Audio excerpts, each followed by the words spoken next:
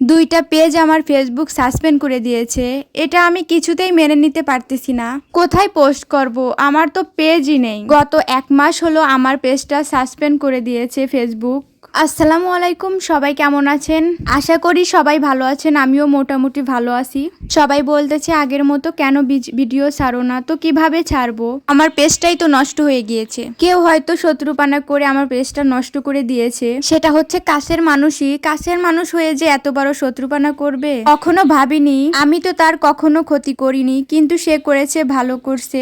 খুনসুটি মেয়ে পেজটা তোমরা তো সবাই জানো, পেজটা নষ্ট হয়ে গেছে। আমি এখন দ্বিতীয়ত একটা পেজ খুলেছি। পেজটার নাম হচ্ছে রাফিয়া খুনসুটি। অবশ্যই তোমরা গিয়ে যারা যারা আমাকে ভালোবাসো রাফিয়া খুনসুটি পেজটাতে ফলো দিয়ে আসবে।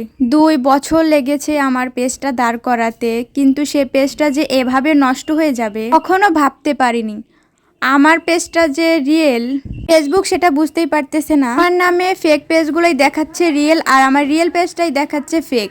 তার জন্য হ্যাকারের জন্য পেজটা নষ্ট হয়েছে। তো সবাই আমাকে ভালোবাসেন যারা, তারা অবশ্যই ফলো দিবেন রাফিয়া খুনসুটিতে।